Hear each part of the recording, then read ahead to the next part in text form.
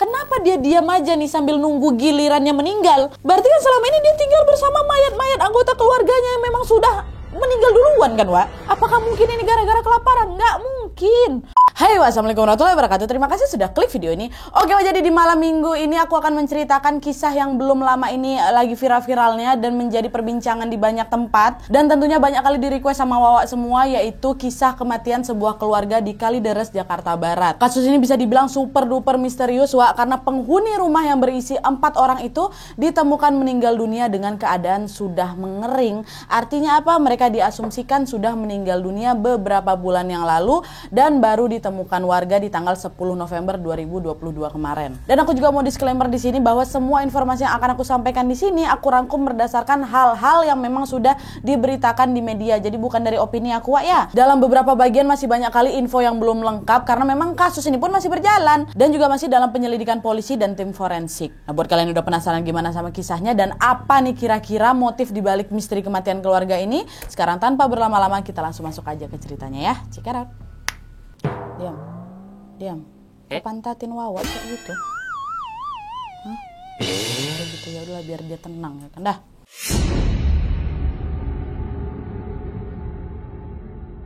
Nah, jadi Wak, ceritanya pada tanggal 10 November 2022 lalu telah ditemukan satu keluarga meninggal dunia secara misterius di sebuah perumahan elit, tepatnya di perumahan Citra Garden, Kalideres, Wak. Nah, keluarga ini terdiri dari 4 orang anggota keluarga, yaitu sang suami bernama Rudianto Gunawan berusia 71 tahun, sang istri bernama Reni Margareta berusia 58 tahun, seorang anak perempuan dari pasangan suami istri tersebut bernama Dian berusia 40 tahun, dan satu orang lainnya adalah Budianto Gunawan berusia 69 tahun yang merupakan adik kandung dari Pak Rudianto atau bisa dibilang paman dari Mbak Dian itulah.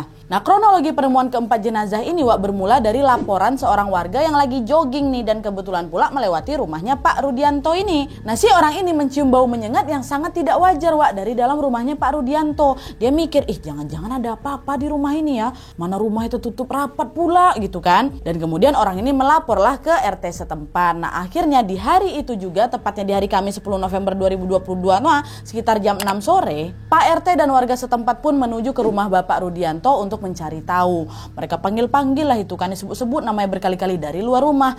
Pak Rudianto, Bapak, Pak, Bapak gitu kan, dipanggil terus-terusan tetapnya nggak ada jawaban, Wak. Tidak ada seorang pun yang menjawab panggilan itu. Nah, warga jadi makin curiga lah kan. Mana mereka baru aja cium bau yang makin lama makin menyengat pula. Nah, karena tidak kunjung mendapatkan jawaban dari dalam rumah, warga pun sepakat untuk membuka paksa tuh dan mendobrak pagar rumah Pak Rudianto itu. Pagarnya juga tinggi kali, Wak, hampir nyentuh kanopi.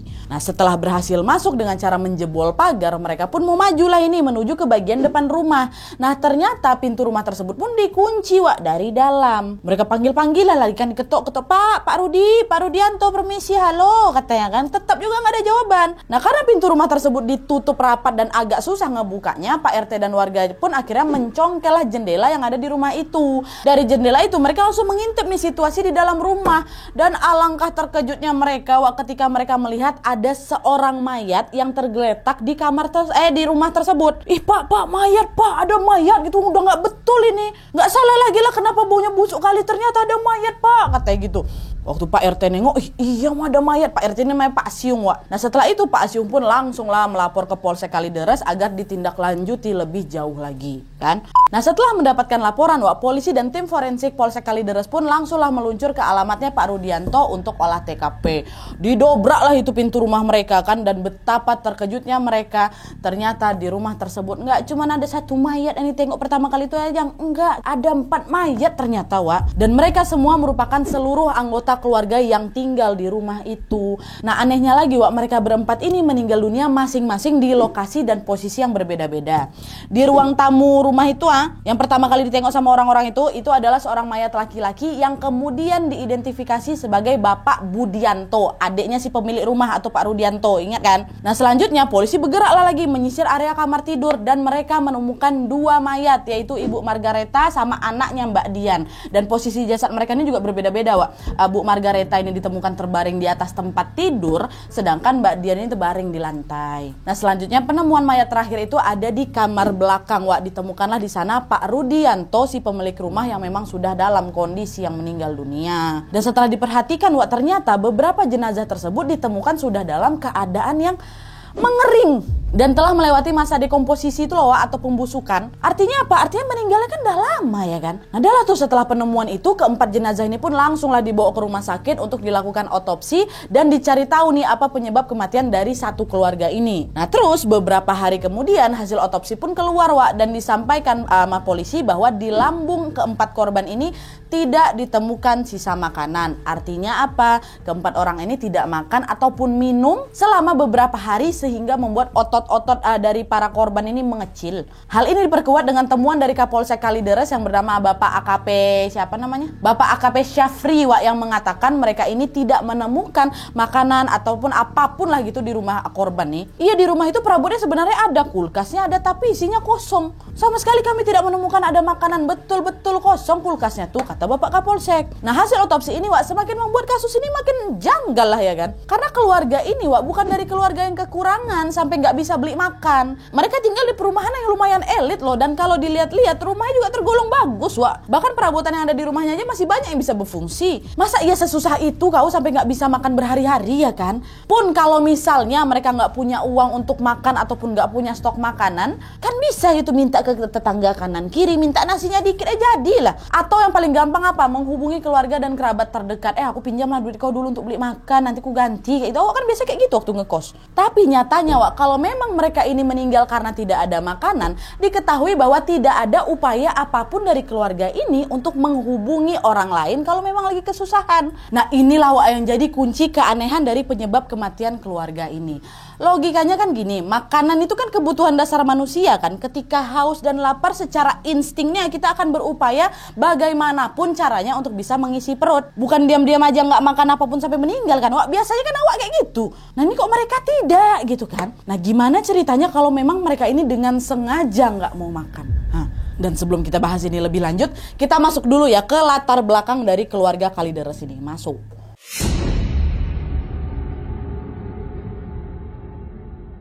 Nah sekarang Wak kita flashback dulu ya ke 1 minggu sebelum penemuan jenazah.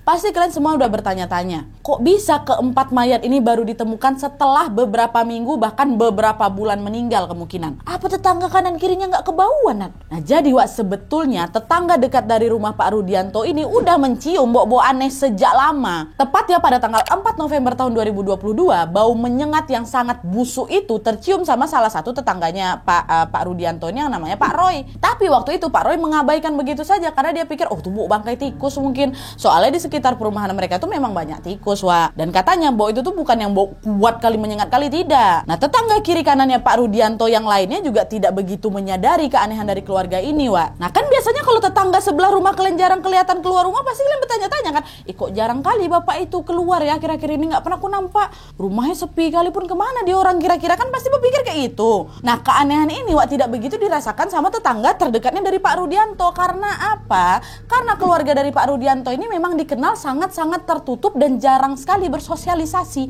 Pak Roy itu aja tetangga dekat Pak Rudianto tuh, dia juga mengatakan dia sudah bertetangga dengan korban sejak 20 tahun yang lalu. Dari 2002 mereka tuh bertetangga. Tapi Pak Roy mengaku tidak mengenal keluarga tersebut, bahkan tidak mengetahui nama korban. Namanya aja saya nggak tahu bang, saya cuma kenal mukanya aja. Memang mereka tuh tertutup kali, jarang saya nengok keluarga mereka tuh keluar rumah, nggak pernah bersosialisasi sama sekali. Nggak pernah juga mereka tuh kelihatan kalau misalnya lagi ada kegiatan warga, nggak pernah, kata Pak Roy. Nah sampai sini Wak bisa kalian bayangkan kan, 20 tahun loh bertetangga dekatnya sebelah-sebelahan tapi nggak tahu namanya siapa. Kalau tetanggaan 1-2 bulan nggak kenal ya mungkin masih wajar lah kan, mungkin dia baru pindah tempat, baru pindah rumah, belum sempat kenalan, masih berkemas-kemas. Nah ini 20 tahun loh Wak, tapi nggak saling kenal. Ya patutlah ketika keluarga ini jarang terlihat, ya warga biasa-biasa aja karena memang sehari-harinya begitu. Mereka jarang keluar ya kan. Nah Pak Roy sama karyawannya juga mengatakan bahwa dia hanya pernah melihat mobil dari keluarga itu keluar masuk rumah aja. Dan sesekali juga bertemu sama penghuni rumah itu berjalan kaki tanpa bertegur sapa. Terakhir sekitar 2 atau 3 bulan yang lalu lah Wak, karyawan restoran dari Pak Roy ini sempat melihat salah satu penghuni rumah itu pesan makanan online. Tapi setelah itu udah nggak pernah kelihatan lagi. Entah kemana rimbanya Wak, nggak ada. Nah deh ya Wak, itulah dari perspektif para tetangga terdekat dari Pak Rudianto di Kalideres itu. Nah sekarang kita lanjut lagi nih bahas perspektif mantan tetangganya Pak Rudianto sebelum Pak Rudianto ini pindah ke Citra Garden Kalideres, yaitu di perumahan Gunung Sahari Jakarta Pusat ya. Tadi kesaksian di Kalideres, sekarang kesaksian tetangga yang ada di Gunung Sahari. Apakah ada perubahan? Masuk. Nah jadi sebelum menempati rumah di kawasan elit Citra Garden itu, Pak Rudianto ini tinggal bersama keluarganya di Gang Lilin, daerah Gunung Sahari, sejak tahun 1960 sampai 1960 sampai 1997. Hampir 37 tahun lah gitu kan. Nah rumah yang mereka tempati ini merupakan rumah milik Pak Tan Gyo Jin, ayah dari Pak Rudianto. Nah biar gampang kita panggil aja Pak Tan ya. Nah Pak Tan ini ada 3 anak. Pertama Pak Rudianto, anak pertamanya. Yang kedua Pak Budianto, yang juga ditemukan di Kalideres tuh. Nah yang ketiga ini ada satu lagi namanya Pak Cacang. Entah bapak entah ibu, pokoknya namanya Cacang lah gitu. Nah menurut mantan tetangganya Pak Rudianto dan juga mantan ketua RT 7 RW 3 Gunung Sahari Utara yang bernama Bapak Muhammad Munji, selama mereka tinggal di Gunung Sahari ini, keluarga Pak Tan itu bisa dibilang cukup aneh katanya. Aneh gimana nih Nadia nih ya? Pak Munji menyebutkan bahwa Pak Tan sekeluarga ini memiliki kepribadian yang tertutup kali selama tinggal di wilayahnya tua. Mulai dari Pak Tan, istrinya Pak Tan, si Bu Tan, dan juga ketiga anaknya Pak Rudianto, Pak Budianto sama Cacang nih yang tidak pernah bersosialisasi kepada tetangga di sebelah kanan atau kirinya. Tetangga dekatnya nggak pernah. Nah awalnya Pak Munji ini mengira kalau mungkin memang mereka kepribadiannya aja yang introvert dan pemalu kalau bersosialisasi sama orang lain. Kalau misalnya sama keluarganya mungkin enggak gitu kan. Nah buat kalian yang punya kepribadian introvert kan biasanya awak tuh mager gitu kan, ngobrol terlalu banyak atau terlalu terbuka gitu lah sama orang-orang yang gak dekat-dekat kali ya kan. Tapi kalian kutanya kalau sama keluarga sendiri masih lah ada sedikit bercerita sepatah dua patah kata lah gitu, pasti masih ada kan. Nah tapi ternyata keluarga ini bukan sekedar introvert aja. Anehnya tuh beda kali lah kata ya, karena menurut keterangan dari Pak Munji anak-anak Pak Tan ini juga tidak memperdulikan ayahnya sendiri. Pernah bahkan suatu waktu di tahun 1997 Pak Tan ini sempat kayak terpeleset gitulah di kamar mandi rumahnya. Dari situ dia jadi sulit berjalan. Nah terpelesetnya Pak Tan ini membuat dia ini hanya bisa terbaring aja di kasur dan tidak bisa beraktivitas dengan normal.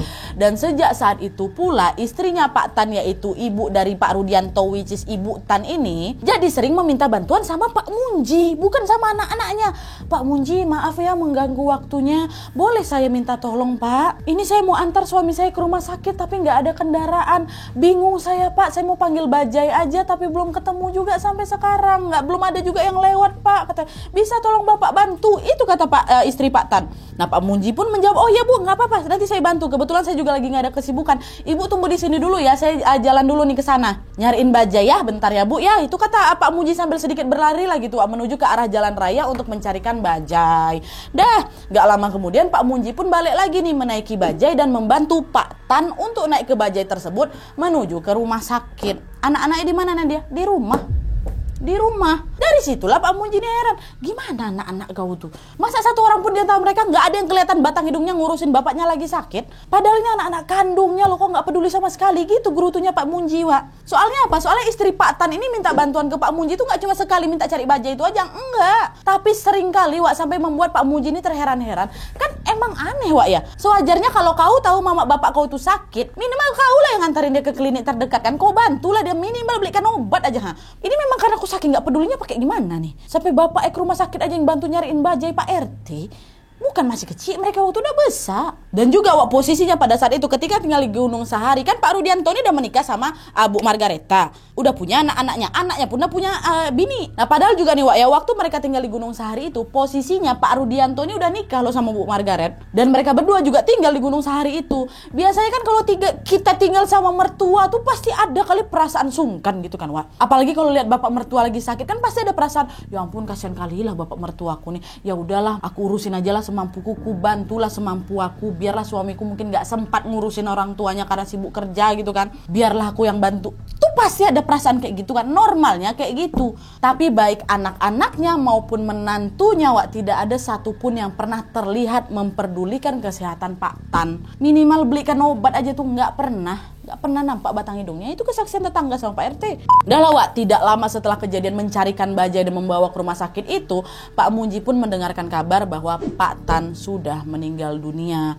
Yang tentu saja administrasi pemakaman dan lain-lain itu Pak Munji lagi lah sebagai ketua RT yang ngurusin, bukan anak-anaknya bukan. udah dari sakit nggak diurusin lah gitu ibaratnya, sampai meninggal pun anak menantu Pak Tan ini tidak macam terkesan acuh tak acuh gitu loh sama orang tuanya. Nah meskipun anak-anak dari Pak Tan ini dikenal kayak macam nggak begitu peduli dan juga antisosial, hal ini ternyata cukup berbeda dengan cucunya Pak Tan, which is siapa? Mbak Dian, Wak. Anak dari Pak Rudianto dan juga Ibu Margaret yang ditemukan meninggal dunia di Kalideres tadi tuh, ingat kalian kan? Nah menurut keterangan dari seorang sahabat kecilnya yang bernama Fitri, Wak, dia nih orangnya baik kali kok, baik hatinya. Cuma memang agak susah bergaul dia sama orang lain. Dulu tuh waktu sering main bareng ya, dia nih sering kali loh traktir aku makanan. Kadang juga dia ngasih aku barang-barang. Soalnya kan keluarganya memang keluarga berkecukupan nih. Orangnya juga baik, suka berbagi, itu kata Mbak Fitri. Dan Mbak Fitri juga menyebutkan ketika Dian menemukan satu teman yang cocok, Dian ini akan terus bersama orang tersebut.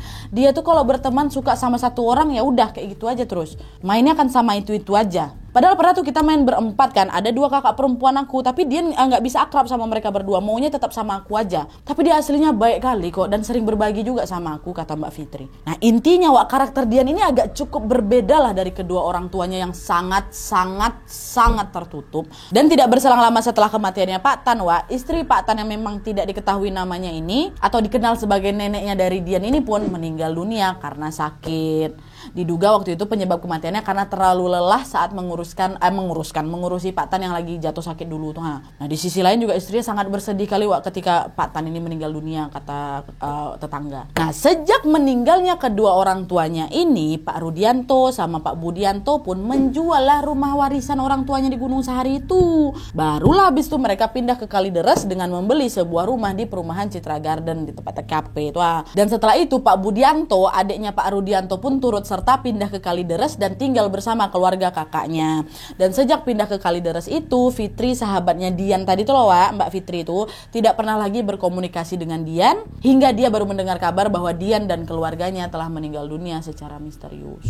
Oh pas sudah pindah putus kontak sama Mbak Fitri itu.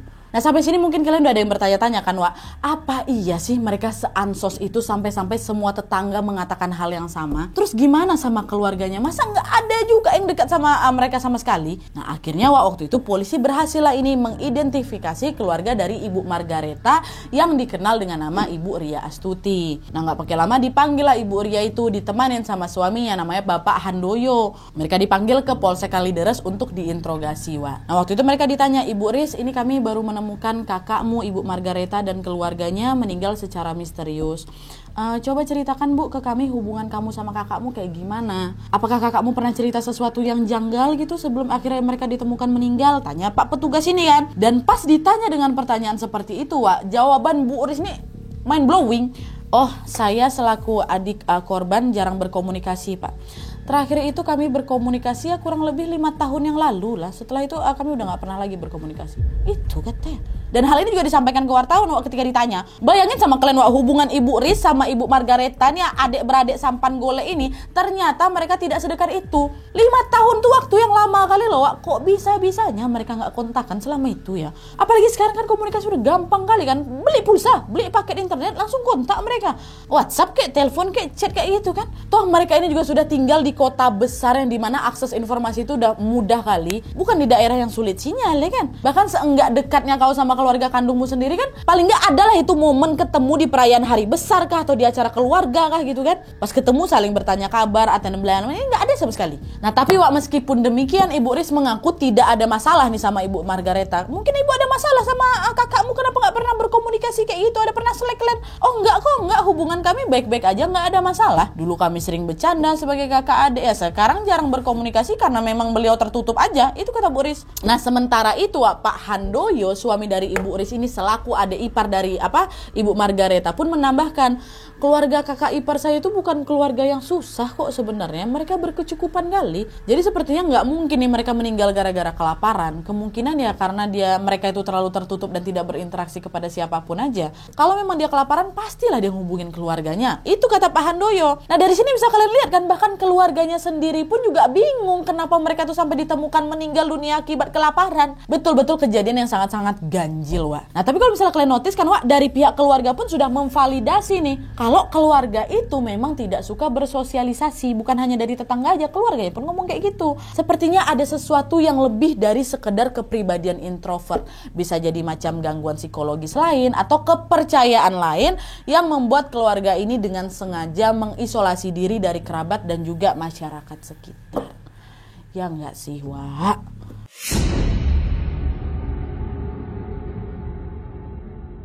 Nah, sebelum ditemukan meninggal dunia dalam kondisi mengering di rumah Kalideres itu, sebetulnya ada beberapa saksi, yaitu masyarakat sekitar yang masih melihat aktivitas mereka semua di rumah tersebut beberapa bulan yang lalu. Dan saksi-saksi itu juga turut membantu polisi untuk mengungkap motif kematian satu keluarga ini, Wak. Siapa aja mereka? Kita mulai satu persatu ya. Saksi pertama ini adalah seorang tukang jamu yang berinisial R, yang gak mau diungkapkan siapa nama aslinya. Kita sebut aja lah Mbak R ya. Nah, jadi Wak, beberapa waktu lalu sebelum ditemukan tewas misterius, salah satu anggota keluarga di rumah itu yang juga tidak disebutkan identitasnya, entah itu Pak Rudianto, entah itu Bu Margareta, entah itu Mbak Dian, entah itu Pak Budianto lah, pokoknya salah satu di antara mereka, sempat bertanya nih Wak sama Mbak R, apakah Mbak R ini bisa meminjamkan uang kepadanya senilai 50 juta rupiah. Nah, katanya Wak, uang 50 juta ini untuk operasi kerabatnya. Mereka nanyanya nggak langsung, lewat WhatsApp. Nah, Mbak R yang pada saat itu nggak punya uang sebanyak itu pun jawab, aduh, kalau sebesar itu saya nggak punya. Apalagi sehari-hari kan saya cuma jual jamu. Nah, di sini kalian udah bisa mencium keanehan kan, Wak? Kan dari penuturan para tetangga, bahkan adiknya Ibu Margareta sendiri, semuanya mengatakan hal yang sama. Keluarga ini begitu tertutup dan tidak pernah meminta bantuan apapun ke siapapun. Kok sekarang tiba-tiba salah satu di antara mereka minta bantuan ke Mbak R yang notabene-nya adalah orang asing, bukan tetangga, bukan keluarga ya kan? Dan juga Wak, bisa dibilang keluarga Kalideres sama Mbak R ini lumayan dekat lah gitu, Wak. Karena apa? Karena keluarga tersebut langganan membeli jamunya Mbak R. Saking merasa dekatnya, Wak, sampai disimpan nomor WhatsAppnya Mbak R sama mereka tuh. Padahal nih ya, ketika keluarga ini di-invite untuk masuk ke grup RT kah, ke grup keluarga kah, kan biasanya ada notifikasi kan, Wak, Anda diundang masuk ke grup ini misalnya. Itu diabaikan sama mereka, nggak diterima sama Pak Rudianto. Nah, Pak Rudianto, Bu Margareta, semua nggak ada mereka masuk join grup WhatsApp apapun. Nah, kembali lagi ya ke gelagat aneh dengan meminjam uang ke Mbak R ini. Nah, berarti kan mereka berupaya, Wak, untuk melakukan sesuatu yang belum kita ketahui nih dengan uang tersebut. Apakah untuk simpanan beli bahan makanan walaupun memang banyak kali? Apakah memang karena terlilit hutang? Atau memang betul-betul untuk operasi kerabatnya? Nah, kerabatnya ini siapa? Apakah salah satu dari anggota keluarga tuh yang mau operasi? Nah, belum terjawab pertanyaan-pertanyaan itu, Wak, publik pun dibuat terheran-heran lagi dengan kesaksian terbaru yang diungkapkan polisi pada tanggal 21 November kemarin. Dan kesaksian ini, Wak, berasal dari petugas koperasi simpan pinjam yang kita sebut aja lah namanya Mas X, Wak, ya. Nah, Mas X dan petugas koperasi lainnya datanglah ke rumah tersebut untuk meninjau lokasi rumah. Karena apa? Karena katanya rumah tersebut berencana untuk digadaikan. Nah, di tanggal 13 Mei tahun 2022, pergilah mereka ini ke rumahnya Pak Rudianto di perumahan Citra Garden tuh. Dan ketika sampai di depan rumah, Wak, salah satu petugas ini diperbolehkan masuk, disambut sama Pak Budianto, adik dari Pak Rudianto kan. Nah, belum lagi sampai dalam rumah, Wak, baru sampai di pintu gerbang aja, si Mas X ini sudah mencium bau busuk kali, nusuk hidung lah gitu pokoknya. Nah, kemudian Mas X ini nanyalah ke Pak Budianto yang waktu itu bukain pintu gerbang kan, Pak, bau apa nih Pak, kok bau kali busuknya? Bau kali busuknya. Kok busuk kali baunya? Tanya Mas X sambil menutup hidungnya. Kan bau kali berarti kan. Nah, waktu itu Pak Budianto jawab, itu bau got di depan tuh Mas, udah lama mau aku bersihin tapi lupa terus, kata Pak Budianto. Nah, mendengar itu ya Mas X percaya-percaya aja dan tidak berani untuk bertanya lebih lanjut, Wak. Nah, waktu udah nyampe di dalam, Mas X ini pun meminta untuk bertemu dengan sang ibu, yaitu Ibu Margareta. Karena apa? Karena pemilik sertifikat rumah itu adalah atas nama Ibu Reni Margareta. Nah, biasanya kan sebelum transaksi gadai menggadai kan perlu persetujuan tuh dari pemiliknya kan, berupa tanda tangan untuk memastikan betul apa enggak kau mau gadai ini ya kan. Jangan pula sampai ada pihak lain yang ngaku-ngaku aja gitu. Saya mau bertemu dengan Ibu Reni Margareta, apakah beliau ada di rumah? Tanya Mas X. Oh, ada kok Mas, itu ibu saya lagi ada di kamarnya lagi tidur. Dian yang jawab, Wak. Oh ya udah, boleh tolong diantarkan gitu, kata Mas X kan. Diantarlah petugas itu ke kamarnya Ibu Margaret, Wak, oleh Dian. Dan saat pintu kamar itu dibuka, Mas X ini udah cium bau busuk, Wak. Bau busuknya lebih menyengat lagi daripada depan gerbang tuh. Dan keadaan di dalam kamar itu pun gelap gulita tuh Glenn. Dan pada saat itu Dian meminta Mas X untuk tidak menyalakan lampu. Ini lampunya nggak usah dinyalain ya Mas ya, biar aja gelap-gelap kayak gini, soalnya mamaku sensitif sama cahaya katanya. Oh, Gitu. Dah, petugas koperasi pun menuruti permintaannya si Dian. Lalu Mas X ini berusaha memegang Ibu Margareta untuk membangunkannya, Wak. Tapi sebelum dibangunkan dipanggil dulu kan, Ibu Margareta, permisi, maaf ya Bu, gitu, Ibu, gitu. Nah, dipanggil kayak gitu Ibu Margareta ini nggak kebangun, Wak. Nah, karena nggak kebangun-bangun juga setelah dipanggil beberapa kali, barulah dipegang itu tangannya Ibu Margareta sama Mas X. Dan waktu dipegang ini, Wak, Mas X merasakan ada kejanggalan di situ. Karena apa? Tubuh Bu Margareta nih dah lembek, tau kalian, nggak macam orang normal pada umumnya. Kok kayak gini? Nah, karena curiga, Mas X pun langsung ngambil handphonenya, dinyalakan flash handphone tua. Dan waktu dia ngarahin ke tangan tua, alangkah terkejutnya Mas X melihat kondisi Ibu Margaret yang sudah menjadi mayat. Allahu Akbar, bukan orang lagi nih, ini udah mayat, kata Mas X. Berlarilah dia langsung keluar kan, Wak, dan berniat untuk membatalkan simpan pinjam itu karena di dalam itu ada karena di rumah itu ada mayat. Tapi, Wak, hal ini disangkal sama Mbak Dian. Kalian tahu Mbak Dian malah mengatakan apa? Mbak Dian mengatakan bahwa mamanya masih hidup. Mama saya ini masih hidup ya, belum meninggal. Tiap hari masih saya berikan minum susu, terus saya sisir rambutnya. Jangan ngawur kamu ya Allah, merinding aku. Jangan ngawur kau bilang mamaku mayat. Masih dikasih susu, masih disisir, katanya, Wak. Nah, tapi, Wak, perkataan dari Dian ini berbanding terbalik dengan apa yang dikatakan sama pamannya, Pak Budianto. Nah, Pak Budianto yang pada saat itu tahu Mas X ini ketakutan, langsung diancamnya, Wak. Jangan kau laporkan hal ini ke siapapun ya. Itu katanya.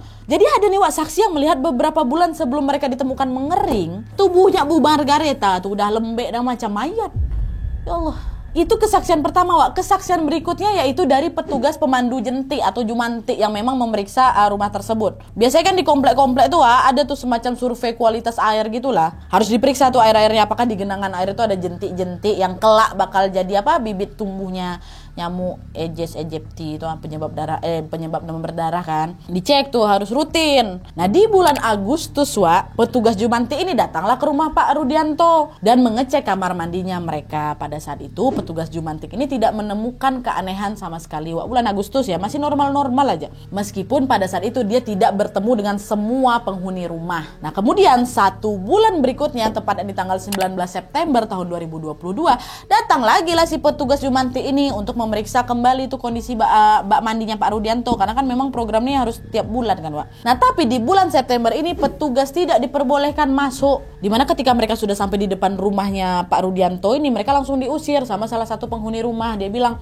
maaf Ibu, hari ini nggak perlu masuk ke rumah. Kamar mandiku aman-aman aja kok. Ibu pulang aja. Kalau Ibu nggak percaya, nanti saya kirimkan foto-foto baknya lewat WhatsApp ya. Kata salah seorang dari penghuni rumah tersebut, Wak. Ya udah, baliklah si petugas ini dengan tangan kosong dan sedikit ada perasaan curiga, Wak. Itu saksi kedua. Saksi ketiganya, Wak. Kesaksian berikutnya ini berasal dari petugas PLN yang hendak memutus kabel di rumah itu. Memutus listrik mungkin maksudnya. Maaf.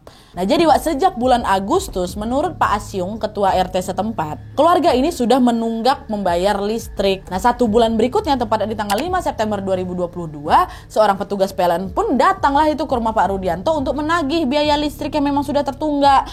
Dipanggil-panggil lah dari luar kan, permisi Pak, permisi dari PLN, Bapak, dipanggil-panggil sama mereka, kan nggak ada jawaban dari dalam. Dah, petugas PLN ini pun langsunglah melapor ke Pak Asyung selaku ketua RT. Karena sulit ditemui petugas PLN, Pak Asyung lah yang akhirnya mengirim pesan lewat WhatsApp kepada Mbak Dian. Dan beliau menginformasikan soal tunggakan tersebut. Dia bilang, Dian, ini kata petugas PLN kamu belum bayar listrik sejak Agustus ya. Saya cuma mau menyampaikan segera dibayar aja ya Mbak Dian ya. Nanti keburu diputus listriknya, kata Pak Asyung. Nah, dibalas WhatsApp itu sama Mbak Dian. Mbak Dian bilang, iya Om, maaf ya saya sudah ngerepotin, nanti saya kabarin. Dah, gak lama setelah itu tunggakan listrik mereka pun langsung dibayar lunas tuh, Wak, sama mereka. Nah, tapi, Wak, ada lagi satu keanehan yang terjadi dengan keluarga itu tepatnya di tanggal 4 Oktober 2022, di mana salah satu anggota keluarga itu mengirim pesan kepada petugas PLN dan meminta aliran listrik di rumahnya untuk diputus. Silakan Bapak putus aliran listrik di rumah saya,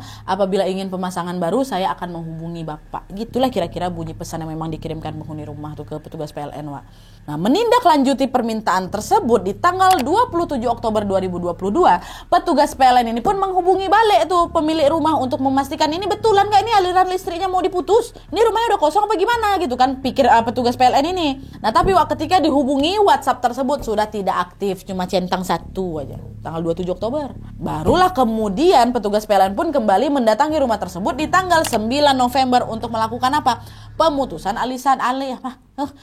aliran listrik, Wak. Kenapa diputus? Masih ada juga sisa tunggakan. Udahlah, masih ada sisa tunggakan. Terus 1 bulan yang lalu pemilik ini minta aliran listriknya diputus. Oh ya udah, berarti orang ini memang nggak butuh listrik kali, pikir petugasnya PLN. Nah, di tanggal 9 November ini, tanggal mau diputuskan listrik ini, kalau ingat apa? Ini adalah tanggal sehari sebelum ditemukannya mereka berempat ini sudah menjadi mayat, ya kan? Nah, pas para petugas PLN ini nyampe di depan rumah, Wak, para petugas sudah mencium bau busuk yang sangat menyengat. Sama seperti tetangga yang jogging lewat depan rumahnya Pak Rudianto tuh. Tapi waktu itu orang PLN ini tidak berkomentar lebih jauh. Mereka cuma sekedar memutus aliran listrik dan melakukan tugasnya dengan baik, habis itu balik. Dan diperkirakan, Wak, tanggal 9 itu udah pasti meninggal mereka. Nah, sekarang kita coba runut kembali nih, Wak, ya, kejadian sebelum mereka ditemukan. Tanggal 13 Mei 2022, menurut saksi petugas dari petugas garda itu, sudah ada korban meninggal yang notabene-nya itu adalah Ibu Margaret yang udah terbaring di atas kasur tuh. Tanggal 4 Oktober 2022 ada seorang penghuni rumah yang chat petugas PLN untuk mutusin listrik. Barulah setelah itu tanggal 10 November semua anggota keluarga tersebut pun ditemukan meninggal dunia, kan? Nah, berarti, Wak, pada tanggal 4 Oktober itu masih ada dong keluarga yang masih hidup. Tanggal 9 udah nggak ada, udah centang satu aja. Dan hal ini diperkuat oleh hasil otopsi yang menyatakan bahwa keempat orang tersebut meninggal dengan waktu kematian yang berbeda-beda. Semuanya meninggal dengan jarak waktu yang berbeda. Jadi bukan meninggal barengan. Ada satu yang meninggal dulu, habis itu lanjut berikutnya, dan seterusnya. Sehingga waktu pembusukan dari jasad masing-masing ini pun berbeda, kata ahli forensik, Wak. Nah, pertanyaannya, Wak, orang terakhir yang hidup, yang bahkan waktu itu sempat-sempatnya ngecat petugas PLN, kenapa dia nggak ngelapor ke Pak RT atau meminta bantuan warga setempat kalau anggota keluarganya yang lain ini udah ada yang meninggal gitu kan? Kenapa dia diam aja nih sambil nunggu gilirannya meninggal? Berarti kan selama ini dia tinggal bersama mayat-mayat anggota keluarganya yang memang sudah meninggal duluan kan, Wak? Apakah mungkin ini gara-gara kelaparan? Nggak mungkin. Ada apa sebenarnya sama keluarga ini, Wak? Makin nggak ketemu penyebabnya, makin banyak lah orang jadi berasumsi-asumsi. Dari situlah muncul teori-teori dan konspirasi di balik keluarganya siapa ini, keluarga Kalideres. Masuk.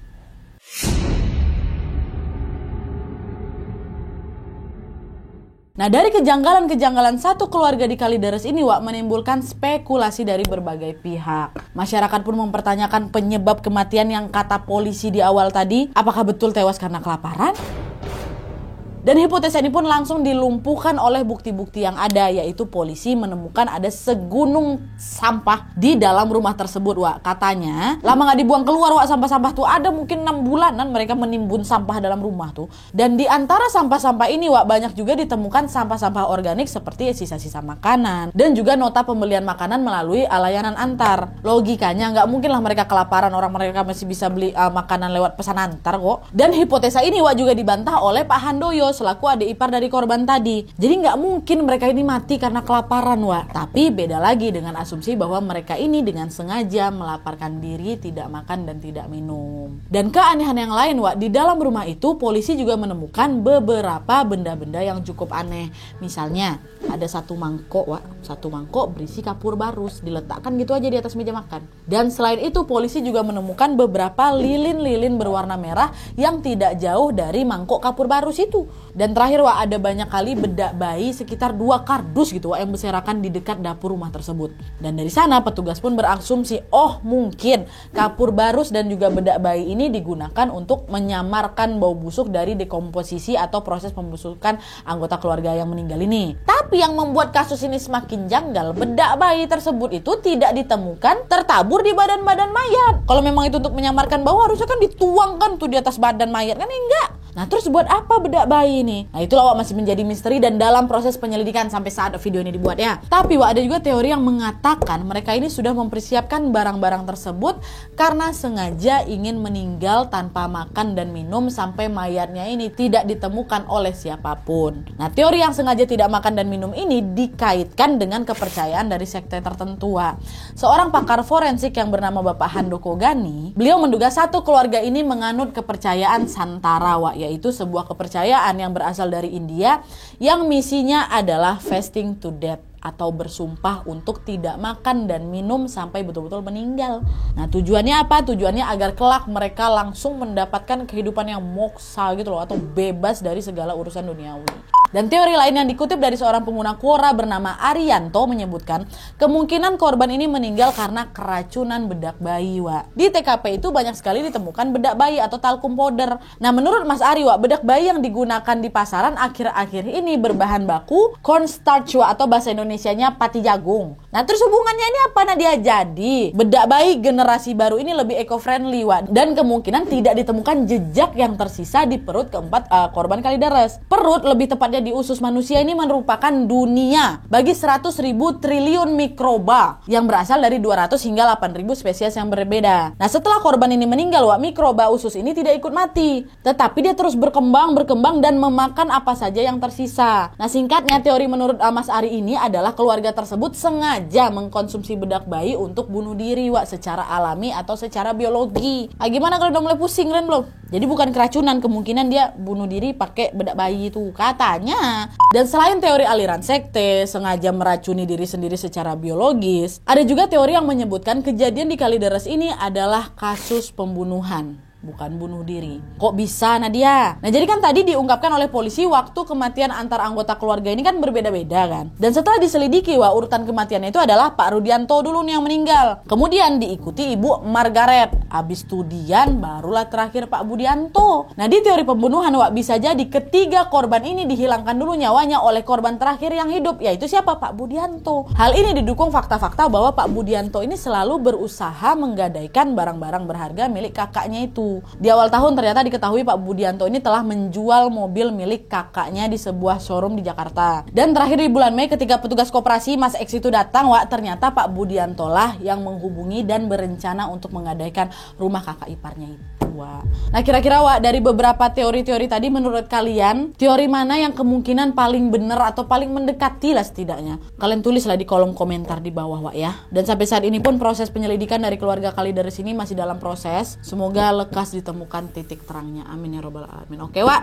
jadi sekian dulu kasus hari ini. Semoga kasus ini bisa segera terungkap sejelas-jelasnya. Sampai video ini dibuat hanya sebatas itu informasi yang bisa aku sampaikan. Dan kalau misalnya ada update lagi seputar kasus ini, boleh kalian tolong tambahkan di kolom komentar di bawah. Dan aku juga mohon maaf sekali sebesar-besarnya jika ada informasi yang kurang atau juga pendapat yang berbeda dari Wawa, bisa juga dituliskan di kolom komentar di bawah. Melalui video ini aku juga mau menyampaikan rasa turut berbelasungkawa sedalam-dalamnya kepada keluarga yang ditinggalkan. Semoga amal ibadah keempat korban diterima di sisinya dan juga ditempatkan di tempat-tempat terbaik oleh Tuhan, amin ya robbal alamin. Dari kisah ini kita bisa sama-sama ambil pelajaran Wak ya, untuk saling mengenal, saling bertegur sapa dengan tetangga kiri kanan kita. Ingat Wak, kalau ada apa-apa yang bantu duluan selain keluarga adalah siapa? Tetangga. Jagalah hubungan baik dengan tetangga Wak ya. Ingat Wak, kita hidup di dunia itu gak cuma sendirian, ada banyak sekali orang-orang yang menyayangi kita dan memperdulikan kita. Dan harapan kita selanjutnya, semoga kejadian ini tidak terulang lagi dimanapun dan kapanpun. Semoga kita selalu dilindungi Allah Subhanahu Wa Taala, amin ya robbal alamin. Oke Wak, jadi sekian dulu videonya. Terima kasih banyak yang sudah menonton. Kalau kalian suka video ini, klik like-nya. Jangan lupa komen di bawah untuk ide dan saran-saran untuk video selanjutnya. Jangan lupa nyalain notifikasinya supaya kalian tahu kalau aku upload video baru. And as always, jangan lupa untuk klik tombol subscribe supaya kalian sama-sama tahu informasi menarik dan menegangkan dari channel aku. See you next video Wak, bye.